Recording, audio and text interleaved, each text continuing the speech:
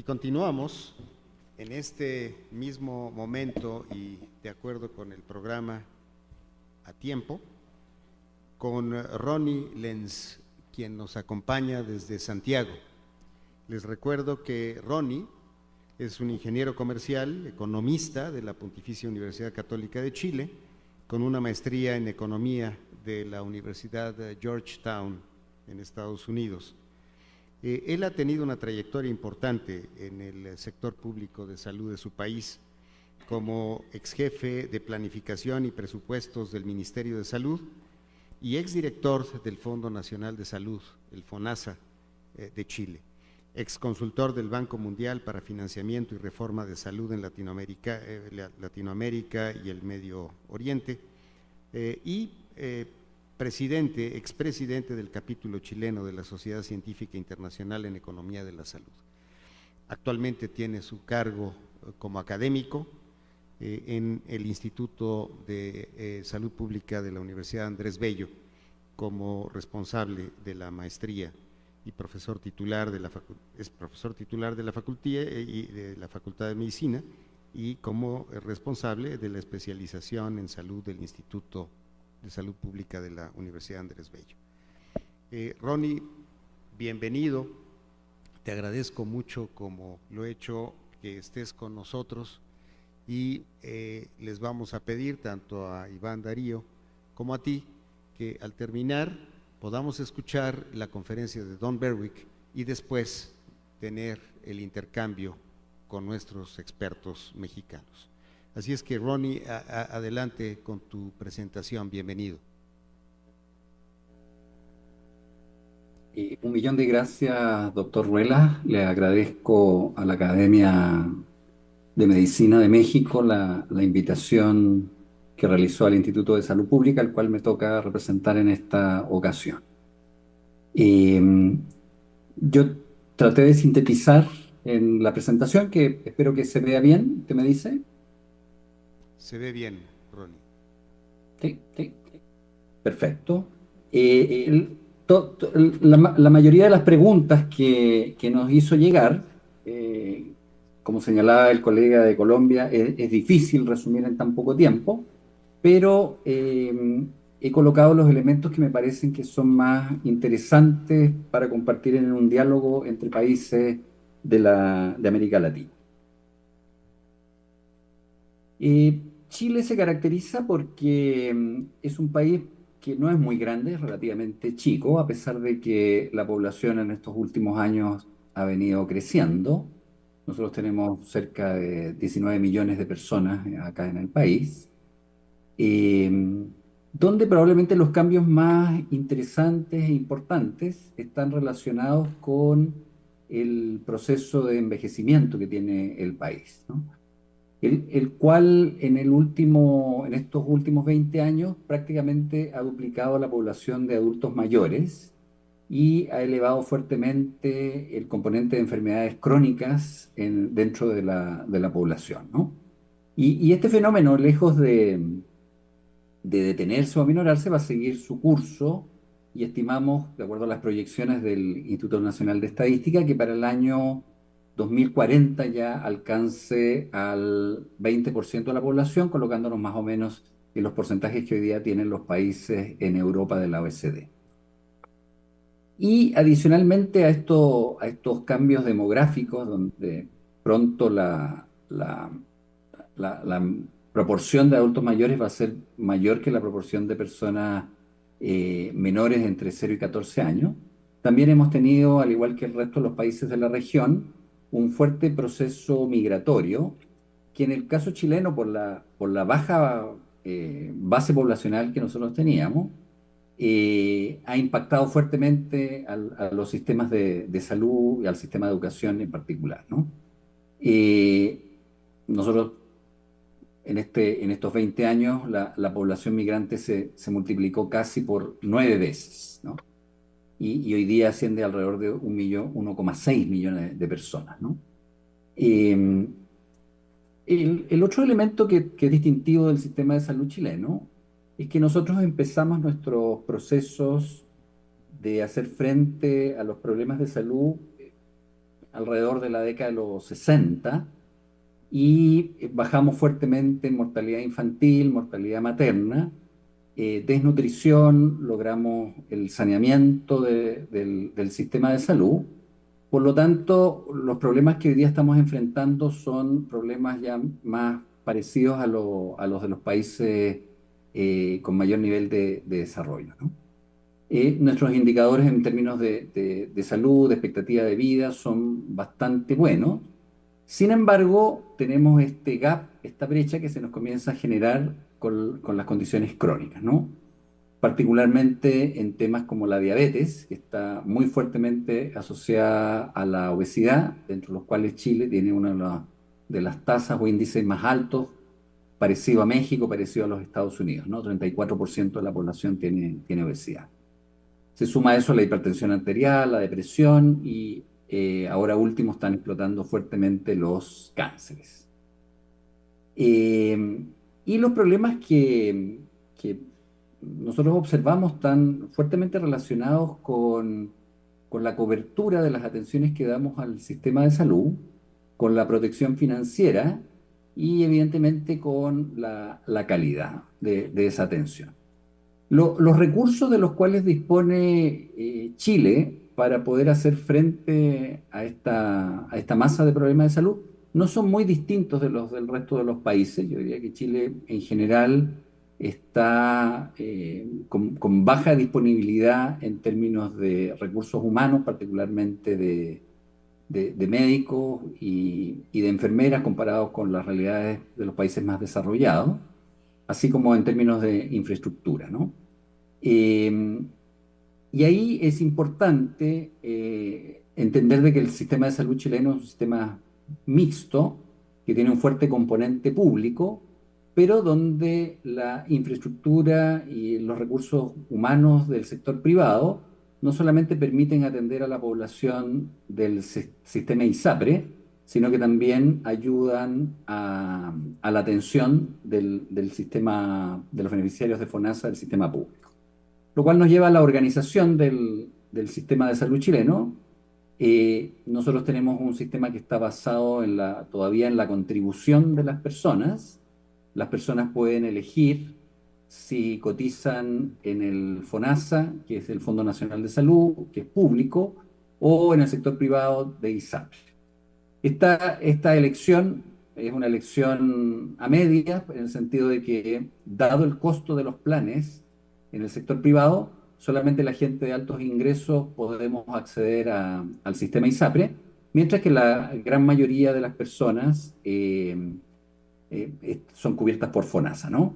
Y dentro de FONASA están tanto personas que cotizan como personas que no tienen ingresos y por lo tanto el Estado coloca a través del aporte fiscal los recursos necesarios para cubrir a esa población. De tal manera que hoy día nosotros tenemos una alta tasa de cobertura de la seguridad social en el sistema de salud chileno y prácticamente toda la población, independientemente de que esté asegurado o no, tiene atención a través de la red pública de los servicios de salud. Es decir, en Chile no hay persona que no pueda acceder a una atención de urgencia o no pueda acceder a algún consultorio o a alguna vacuna, ¿no? Independientemente de si contribuye o está asegurado o no en algún sistema. El sistema de salud chileno también tiene la característica de que toda la red hospitalaria es administrada por el Ministerio de Salud a través de la Subsecretaría de Desarrollo, o sea, de la Subsecretaría de Redes Asistenciales, mientras que la atención primaria está principalmente en manos de los municipios. Y por lo tanto, hay un sistema de financiamiento a través de FONASA, los servicios de salud, hacia las municipalidades en un sistema que ya opera desde la década de los 90 en base a la capitación y que nos ha permitido lograr un cierto nivel de equidad respecto de el acceso a la atención primaria. Respecto de la evolución en términos de cómo se ha ido variando la organización del sistema de salud, nosotros partimos tempranamente a principios del siglo pasado con la creación de la Caja del Seguro Obrero, ¿no? Lo cual le generó al sistema chileno como una larga tradición en materia de seguridad social. Fuimos uno de los primeros países, conjuntamente con los europeos, en adoptar la seguridad social. Y posteriormente, en la década de los 60, se adopta un modelo tipo Beveridge para la organización de la oferta de salud, que en ese momento promovió el que después fue el presidente Salvador Allende, ¿no?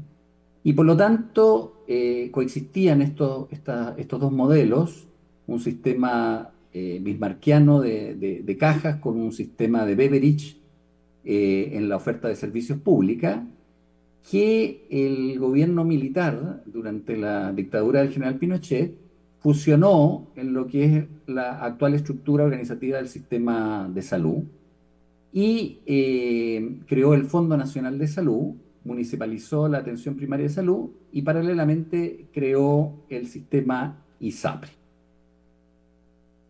Yo diría que en ese contexto, como la reforma más reciente y que permitió reorganizar algunos aspectos del sistema de salud chileno, hecha ya en democracia, fue la reforma del régimen general de garantías, que se conoce como AUGE, con el plan AUGE o como la reforma GES, que introduce en el año 2005, que comienza a operar, este concepto de garantías en salud para las personas, ¿no? Lo cual va a generar una discusión hasta el día de hoy en torno a qué cosa es primero, si el derecho de la persona al acceso a la salud es anterior a las capacidades del Estado para poder entregar esta garantía, o lo segundo, ¿no?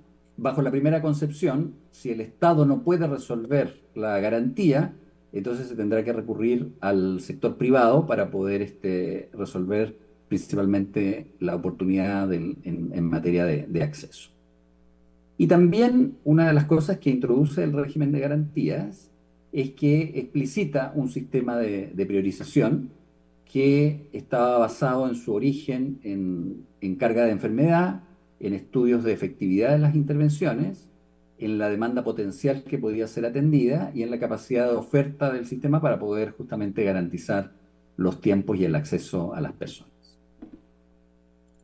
La reforma del GES se extiende no solamente al sector público, sino que también se extiende al sector privado.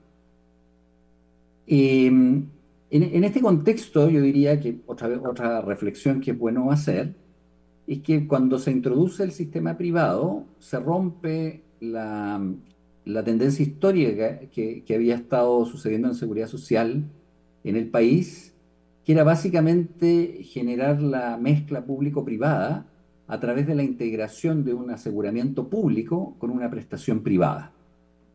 Entonces, cuando se introducen las ISAPRES, básicamente se cambia esta lógica y se introduce el aseguramiento privado, que generó un escenario de desarticulación del sistema que lo estamos viviendo hasta el día de hoy, que me voy a referir en unos instantes. Una de las cosas que permitió que la reforma GES avanzara, por lo menos en las primeras etapas en su discusión, fue el colocar los objetivos y el discurso sanitario por sobre los problemas de gestión y financiamiento. Es decir, el relato se armó desde esa perspectiva, sin perjuicio de que después los problemas de negociación estuvieron centrados justamente en la gestión y el financiamiento. Pero el hacer énfasis, así como en el momento que se creó el sistema de servicios de salud, ¿no? En la época de Allende, también hubo un discurso sanitario muy fuerte en torno a bajar mortalidad materna e infantil, ¿no? Por lo tanto, esto parece ser crítico dentro de los procesos de reforma. El segundo eje fue generar derechos exigibles y garantizados para la población, lo cual inmediatamente genera apoyo por parte de la ciudadanía y evidentemente en el caso chileno y como sucede en toda América Latina, es bueno impulsar un mejoramiento en la equidad del sistema. Y esta reforma se apalancó en un plan garantizado y un fondo de compensación que ya se venía discutiendo desde hacía tiempo en la década de los 90, el fuerte avance en materia de mecanismos de pago que realizó FONASA, que permitía unir el plan garantizado con la actividad de los establecimientos de salud públicos y la idea de introducir hospitales autogestionados con mayor autonomía para poder administrar sus recursos que permitiera cumplir con las garantías y un fortalecimiento de la actividad regulatoria a través de la creación de la Superintendencia de Salud. Como pasa en todos los procesos políticos, en la fase de negociación hubo que sacrificar elementos. Frente a los partidos de derecha se tuvo que sacrificar el fondo de compensación y por lo tanto el GES, si bien es un plan transversal, tiene dos fondos de funcionamiento, uno público y otro para el sector privado. Y también se tuvo que sacrificar la autonomía de los establecimientos, producto de que los trabajadores de la salud la veían como una amenaza. Y este trade-off fue el que permitió entonces sacar el régimen de garantías adelante, que logró instalar una discusión distinta en el país. Para poder apalancar las garantías, la estrategia que siguió el país fue un fuerte incremento del presupuesto fiscal, que ya hacia el año 2017 había superado al componente tradicional de financiamiento, que eran las cotizaciones de las personas del 7%, ¿no? Esa tendencia ha continuado hasta el día de hoy y ha hecho de que hoy día el presupuesto de salud, o en conjunto con el presupuesto de educación, tengan una participación del 20% dentro de todas las finanzas públicas, ¿no? Entonces, un fuerte esfuerzo fiscal para poder apalancar las reformas, ¿no? Y ese esfuerzo ha sido más fuerte en el sector público que en el sector ISAPRE, ¿no? El presupuesto de FONASA en el periodo creció 2,5 veces, mientras que el presupuesto de ISAPRE llega casi a 2 veces, ¿no? Ahora, este esfuerzo formidable de financiamiento ha hecho de que Chile hoy día esté en el promedio de gasto en términos de proporción del PIB comparado con los países de la OECD. Sin embargo, se nos genera el fenómeno típico que tenemos acá en América Latina, que todavía los niveles de ingreso per cápita son bajos. Nosotros estamos en la mitad de lo que es el gasto per cápita de la OECD, lo cual nos hace acordar que no solamente hay que hacer reacomodos a nivel fiscal y de equidad interna, sino que las políticas pro crecimiento son uno de los principales motores para poder impulsar el aumento del gasto y nunca hay que, desde el mundo de la salud, olvidarse de ese aspecto ni descuidar. El 30% del gasto en salud todavía es financiado con gastos de bolsillo, ¿no? Lo cual nos coloca como uno de los países de la OECD con mayor gasto de bolsillo. Y esto principalmente se debe a que uno de los componentes importantes, que es la cobertura de medicamentos, todavía no es parte de la seguridad social. Y este gasto de medicamentos de las familias da cuenta del 50% del gasto de bolsillo de las personas, ¿no? Aquí una primera reflexión para tratar de contestar algunas de las preguntas.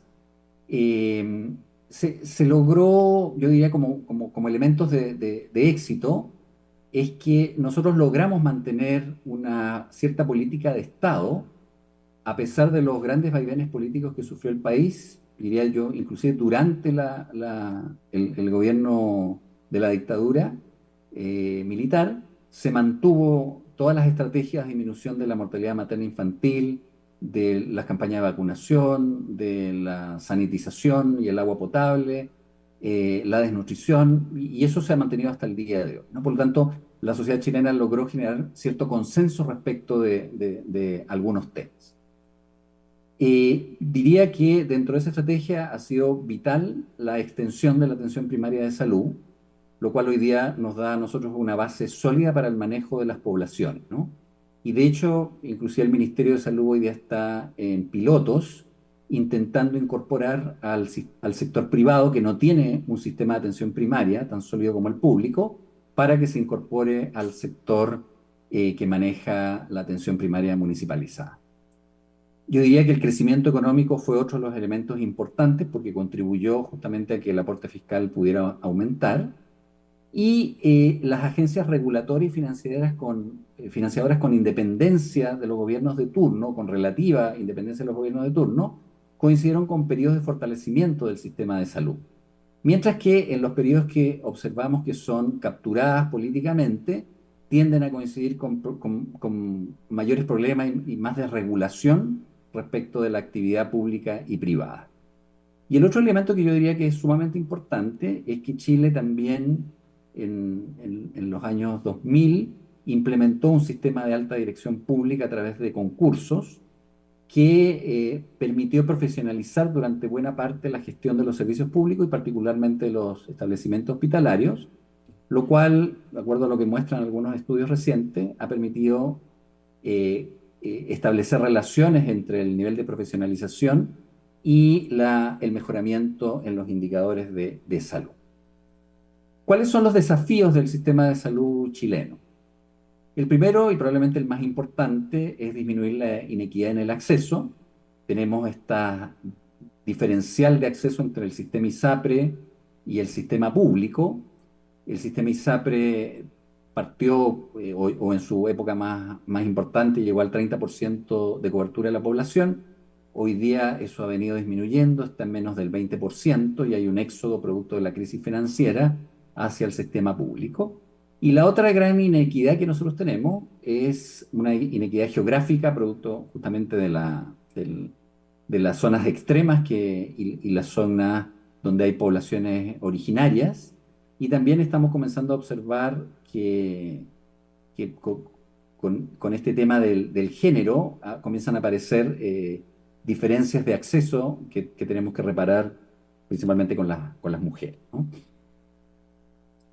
En este sentido, lo que hemos observado es que se requiere avanzar en una reforma con alguna fórmula que permita disminuir la inequidad entre el sistema público y privado. Se han propuesto principalmente la creación de un seguro único o de un fondo de compensación.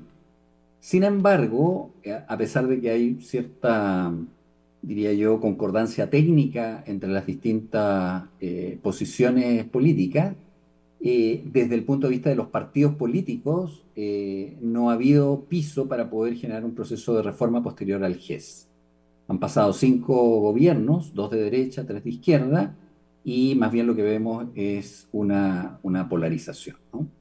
Y esto es particularmente interesante en el momento actual, donde estamos en una crisis financiera fuerte del sistema de seguros privados, derivado no solamente de los mecanismos de pago inadecuados que ellos tienen, que básicamente son fee for service, un fuerte crecimiento de las licencias médicas y los efectos que generó la pandemia, que se congelaron las alzas de planes y el sector privado tuvo que incurrir en mayores gastos para poder hacerse cargo de una población más vulnerable, así como la judicialización por el alza del costo de los planes privados, ¿no?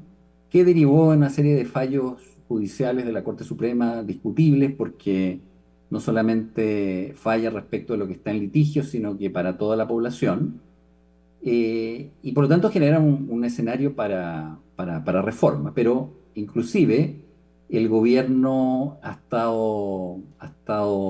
se ha resistido a poder presentar proyectos de reforma. El Senado está presionando fuertemente y eso está en discusión. A nivel público también hay inequidad internamente, básicamente por este tema geográfico, y debiéramos avanzar en fórmulas que nos permitan igualar los per cápita de los distintos servicios de salud y mejorar el sistema de referencia, principalmente a los hospitales más complejos y de especialidad de la región metropolitana. El segundo desafío es mejorar la cobertura financiera y el acceso, y acá es clave que el país pueda avanzar hacia la cobertura financiera del gasto de medicamentos ambulatorios. Los medicamentos hospitalarios son cubiertos efectivamente en los 2 subsistemas, pero el gran componente asociado a enfermedades crónicas de medicamentos ambulatorios, un componente de ello es cubierto por el GES, pero todavía la población tiene que dedicar alrededor de un mes por lo menos de trabajo al año para poder financiarse sus medicamentos. Y no nos olvidemos que fue una de las demandas centrales durante los movimientos sociales de octubre del año 2019, ¿no? Estaba primera o segunda dentro de las demandas que hacía la población al sistema político. La reforma GES permitió sincerar los tiempos de espera en el sector público al establecer el régimen de garantía con la garantía de oportunidad. Hoy día tenemos 80 problemas de salud garantizados, donde los tiempos de espera en general se respetan, pero inmediatamente nos surgen los tiempos de espera de lo que no están dentro del GES. Y aquí, y esto asusado además por la pandemia, tenemos 2,3 millones de consultas de especialidad que están en espera y más de 300.000 cirugías que están con atraso, ¿no? El 20% tiene atrasos entre 1 y 2 años y otro 20% tiene atrasos de más de 2 años, ¿no? A pesar de los esfuerzos, no se ha podido disminuir la lista de espera y con la pandemia aumentó, ¿no? Y lo que va generando esto es que varias de las personas que están en espera terminan falleciendo, lo cual genera una presión muy fuerte sobre el sistema de salud. Por lo tanto, uno de los elementos que se está discutiendo no solamente es ir ampliando la infraestructura y las dotaciones en el sistema público, lo cual se ha venido haciendo desde la reforma del GES, pero observamos que tenemos fuertes problemas a nivel de la productividad del sistema, ¿no? La producción de la oferta pública en unidades equivalentes crece a una tasa media de 1,2% anual, ¿no? Es decir, prácticamente está plana el crecimiento tanto de egresos, de consultas, de cirugías, ¿no? A pesar de que las dotaciones de trabajadores crecen en una tasa media de 5,4% anual, ¿no?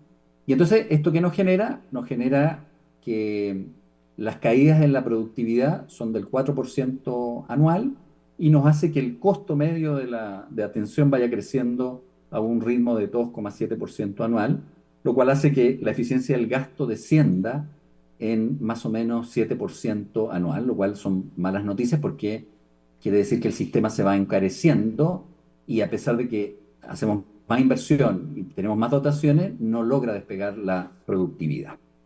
Y acá uno de los factores que entre los expertos hemos determinado que es importante y que uno lo ve con los estudiantes todos los días en los programas de negocios que nosotros tenemos en salud, es que hay una fuerte captura gremial que muchas veces obstaculiza las mejoras en gestión a nivel de los establecimientos públicos, ¿no?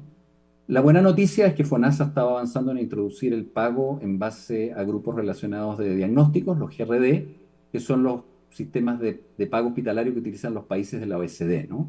Esto a partir del año 2020, y se está financiando actualmente el 70% del presupuesto hospitalario en este escenario, solamente queda un 30% de presupuesto histórico. La pandemia generó algunos retrasos en la implementación de esta reforma en mecanismos de pago, por lo tanto, esperamos poder observar a futuro mejoras en la productividad e incrementos fuertes en la producción, lo cual seguramente va a permitir disminuir las listas de espera.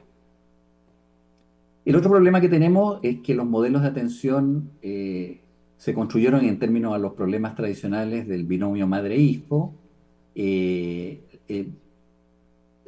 torno a la erradicación de la desnutrición y el control de las enfermedades infectocontagiosas y posteriormente se fue extendiendo a la atención de episodios agudos, ¿no? Sin embargo, el país está enfrentando hoy día este flagelo de las enfermedades crónicas y tanto nuestra atención primaria como el sistema hospitalario no tienen mucha expertise respecto del manejo de enfermedades crónicas, ¿no? Hemos tenido algunos avances fuertes en materia de hipertensión arterial, en cirugía y procedimientos cardiovasculares, pero todavía tenemos brechas importantes en la atención del accidente cerebrovascular, en los tratamientos de cáncer, en el control de la diabetes y en el manejo de la obesidad y la depresión. Inclusive en algunos estudios, lo que estamos observando es que el sistema de salud chileno, que otrora, en la década de los 90, tenía un performance mejor que el resto de los países latinoamericanos, hoy día estamos, diría yo, un poquito bajo la media en términos de las cascadas de cuidados, ¿no? En términos de no solamente de detección de los problemas, sino que en el diagnóstico y el tratamiento que derive efectivamente en un control oportuno de estas condiciones crónicas. El quinto desafío, y con esto ya voy terminando, es mejorar la satisfacción usuaria como elemento que está asociado al valor en los sistemas de salud. Nosotros como Instituto de Salud Pública venimos realizando hace más de una década una encuesta de medición justamente de la satisfacción de la población y yo diría que la evaluación ha estado muy pegada alrededor del 4 en una escala de 1 a 7. Acá en Chile las notas en el colegio son de 1 a 7 y uno pasa con 4, ¿no? Por lo tanto, un 4,5 para ISAPRE y un 4,2 nos convierten en estudiantes que estamos, que no somos buenos estudiantes, estamos ahí raspando y pasando los cursos con pena, ¿no? Y desde el punto de vista de la población, lo que siempre sale en las encuestas es que la principal preocupación de los beneficiarios de FONASA son las listas de espera, los tiempos, y en el sector privado el aumento de los costos de los planes de salud, ¿no? La población en general, en todas las encuestas que hemos hecho nosotros y que hacen las distintas casas de estudios, señala que el chileno se inclina por cambios incrementales, más que por cambios radicales. Y esto lo hemos visto en el rechazo a dos propuestas de textos constitucionales que realizaron los dos extremos políticos en el país en estos últimos 2 años, ¿no? Primero, un texto constitucional fuertemente impulsado por el Frente Amplio y el Partido Comunista, que tuvo un fracaso rotundo, y ahora, hace poco, un texto impulsado por la extrema derecha que también fue rechazado por la población. Eh, lo cual nos recuerda de que la última reforma GES fue impulsada por el gobierno del presidente Lagos, que es un gobierno de centro izquierda, que justamente lo que trató fue de generar una vía y dar respuesta a toda la gama del espectro político, teniendo como elemento orientador las necesidades de la población. Los modelos de atención primaria y hospitalaria tienen que orientarse al paciente como centro, si no, no es posible enfrentar las condiciones crónicas que no se van a curar, sino que más bien se cuidan y se controlan. Y por lo tanto, de esa perspectiva, es más bien el equipo de profesionales de salud el que pasa a ser central y no el rol curativo del médico que habíamos estado observando hasta el momento. Y ahí hay un fuerte componente cultural que el país tiene que trabajar. Finalmente, ¿cuáles creemos que son las lecciones del proceso político chileno en las reformas y en las no reformas que han tenido lugar?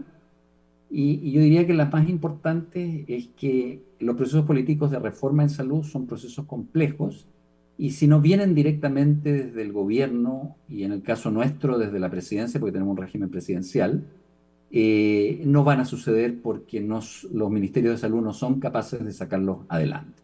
Si no hay un compromiso a nivel del gobierno, las distintas reformas han ido naufragando y por eso que no hemos tenido nada desde el compromiso del presidente Lagos con la reforma del GES. Los procesos de reforma también son interesantes porque van desplazando la frontera de discusión, ¿no? Y a pesar de que las reformas no salgan, es bueno tener la discusión de reforma porque nos ayuda a ir superando las polémicas anteriores. En Chile no hemos tenido reformas desde el año 2005 importantes. Sin embargo, hoy día la discusión está mucho más lejos y hay mucho más consenso respecto a lo que habíamos observado en la última década, ¿no? El otro elemento es que el éxito en la fase de negociación política no asegura el éxito en la fase de implementación. Y aquí, a pesar de que la reforma del GES tuvo mucho apoyo político en su gesta en sacar la ley, después los gobiernos de izquierda y derecha pusieron obstáculos para su implementación porque no estaban plenamente convencidos. Por lo tanto, no basta con sacar la ley, sino que uno tiene que permear dentro de las instituciones que van a implementar posteriormente la ley.